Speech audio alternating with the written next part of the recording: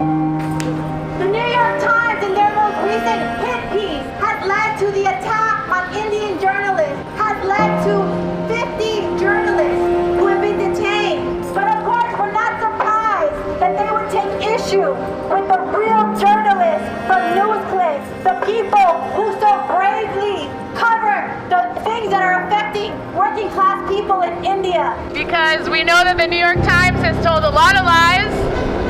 We know that they've supported a campaign of persecution that NewsClick has been facing for the last 2 years.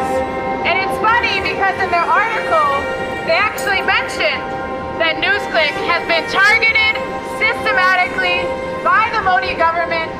The New York Times itself acknowledged it.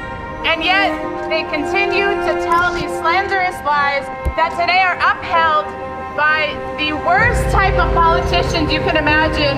Amit Shah, the Home Minister in India, went to the Parliament floor with this lie of the New York Times to say that our comrades and colleagues at NewsClick are somehow Chinese agents just because they cover the farmers' protests.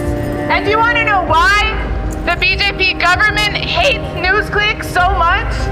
Why they have to attack them and go to their houses with over 500 police officers to target young journalists, people who for the first time are getting to tell the truth about what's happening in their country. Do you want to know why? Why? Because they dared to cover the incredibly powerful and courageous uprising of farmers in India. Because we know the record of the New York Times. We know that the New York Times has blood on its hands because they repeat the lies of the Pentagon at the expense of people, working people, right here in this country and abroad. The New York Times, these corporate lapdog apologists of the Pentagon, should be ashamed of themselves.